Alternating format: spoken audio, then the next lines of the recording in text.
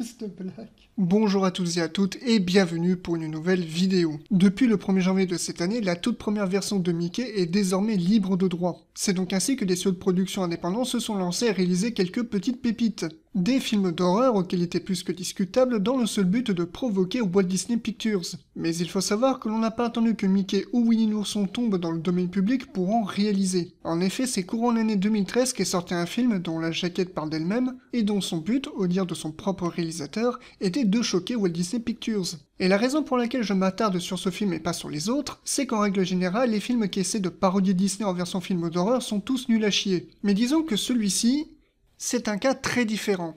Il faut savoir qu'à sa sortie, le film avait fait énormément parler de lui. Déjà de par l'ingéniosité de son tournage, puisque ces derniers ont réellement tourné des prises en 3 parcs Disneyland différents, trouvant des méthodes malicieuses pour pouvoir tourner au sein du parc sans se faire remarquer par la sécurité, ayant le script du film sur un portable et tournant à des lieux séparément. Le réalisateur ira même jusqu'à collaborer avec une société de production de la Corée du Sud pour pouvoir terminer son film dans le plus grand secret pour que cela puisse éclater à la tronche de Walt Disney. Deux très gros risques qui va forcément attirer l'attention du Sundance Film Festival.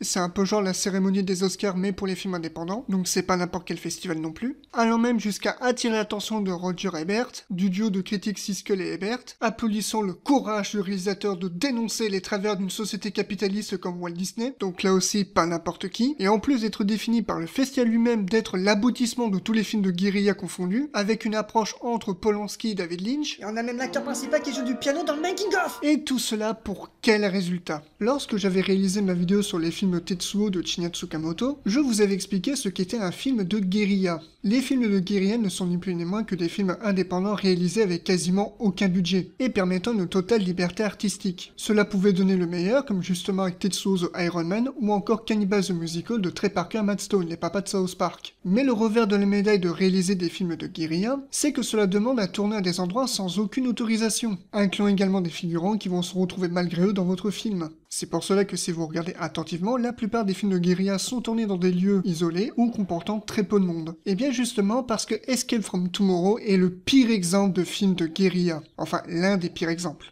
J'ai connu l'existence de ce film tout simplement parce qu'une amie de mon frère en avait fait une review par écrit, et détaillant à peu près ô combien le film était mauvais. Et du coup, par curiosité, je suis allé chercher le film sur internet, et comme il est disponible sur YouTube, je l'ai regardé. Il va cependant m'être compliqué de revenir aux origines du projet parce qu'il y a très peu d'informations concernant son réalisateur. Tout ce que j'ai cru comprendre, c'est qu'apparemment c'était vaguement inspiré de sa relation avec son propre père et que tous les deux avaient pour habitude de passer du temps à Walt Disneyland. Et ce lien père-fils leur est tellement marqué que lorsque plus tard il est devenu lui-même parent, il serait devenu obsédé au point de retrouver un lien de connexion entre Disneyland et sa relation avec son père. Et c'est ce qui l'inspira à écrire Escape from Tomorrow, scénario qu'il écrira en un mois avec 2 autres personnes, et que le budget du film ne serait ni plus ni moins que l'héritage de ses grands-parents. Au total, 600-500 000 $. Voilà, ce sont les seules informations que j'ai à propos de l'origine du projet.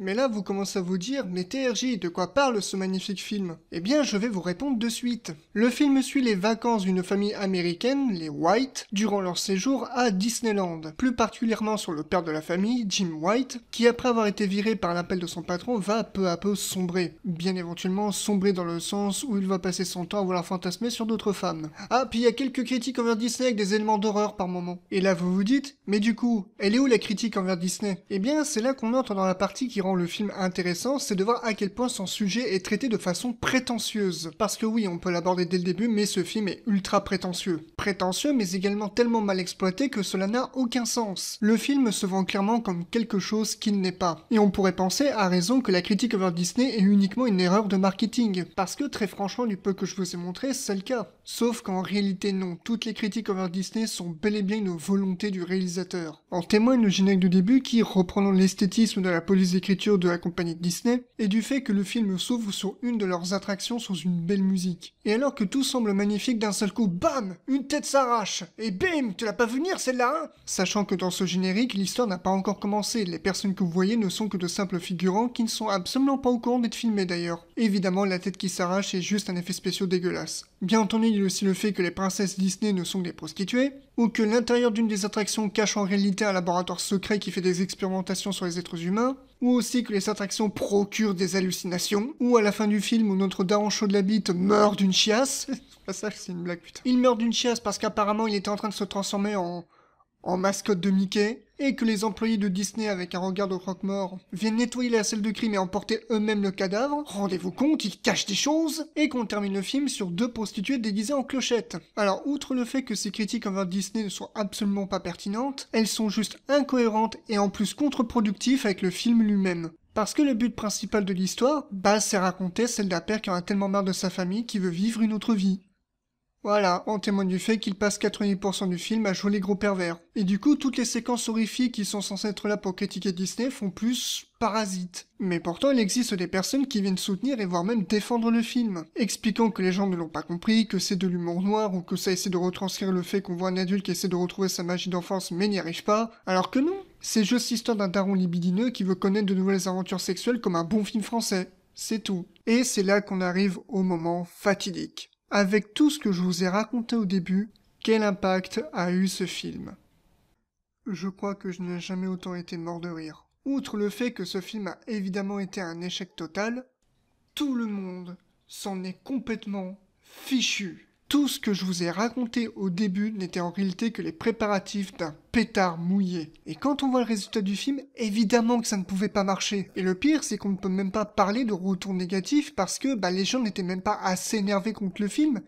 Ils s'en sont juste battus les couilles. Et Disney, me diriez-vous, puisque maintenant que le film est sorti, ils ont dû donner leur réponse. Eh bien, tout à fait, et voici leur réponse. D'une part, ils étaient au courant que le projet existait, mais qu'ils s'en fichaient tellement qu'ils n'allaient même pas enfreindre la sortie du film. Ce qui veut dire que les prises de risque et le courage que Randy Moore a entrepris pour la réalisation de ce film étaient complètement inutiles. Et d'ailleurs, ce n'est qu'avec cet unique mot que l'on peut qualifier le film, c'est inutile. Et j'ai même presque envie de dire que le fait de visionner ce film est une perte de temps. Sauf si vous voulez vous marrer entre potes. C'est un film qui essaie de se faire une place dans l'histoire du cinéma, mais qui au final n'y aura même pas laissé des miettes.